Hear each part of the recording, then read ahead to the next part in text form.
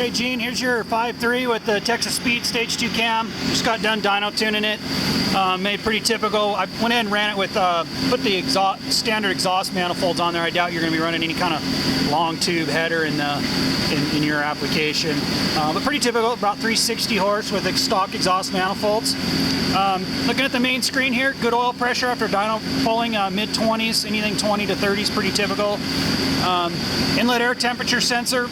That's the new one we put in the intake manifold to replace the incorporated one in the mass airflow sensor because we're running MAF-less speed density. You can see the little bit bigger cam here. A stock cam idle is about 25 to 27 kPa. You can see the stage 2 cam is in the mid-30s. Timing advanced throttle position with drive-by-wire bounces around a little to target the 700 idle with the 4L60 trans, and we got it all programmed for your tire size and ring and pinion ratio. We're targeting 700 RPM idle, temperature 212. This is short-term air trims and fuel trims. This is what the oxygen sensors are adjusting off the base fuel map. That's what I was doing during dyno tuning, and this is what the air is adjustment. Commanded AFR at idle, 14.7, stoichiometric for gasoline. Injector duty cycle, 2%, nothing at idle. Volts, alternators working with the fan on, a little over 13. Let's look at the diagnostic trouble codes. There's a whole bunch here, primarily because these are all transmission related down here. The top two are related to speed density. Those will always be there.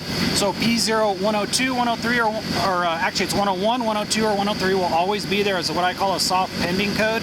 So if you scan it, ignore those, look at everything else, but they're not going to throw a check engine light. If your check engine light comes on, scan, ignore 101, 102, 103, and look at everything else. The third one here is actually the check engine light itself. We don't use it on the dyno because we see it here, but you need to run an incandescent bulb.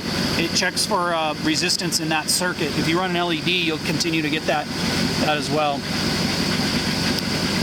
I look at the switching frequency of the O2s here, top to bottom, 100 millivolts to 900 millivolts or so, and then we want to see bank to bank, no more than about a 5% variation there.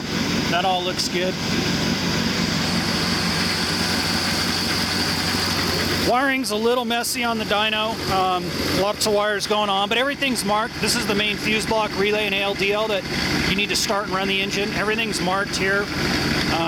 Computer, here's all your extra stuff related to transmission, fan control, all that. Pigtail for the 4L60 trans. This is for the range selector for the transmission. You may need to get one of those. We don't supply it. A lot of times the transmission supplier doesn't give it to you either. That's about it. We'll get it off the dyno here and palletized and ready to ship for you.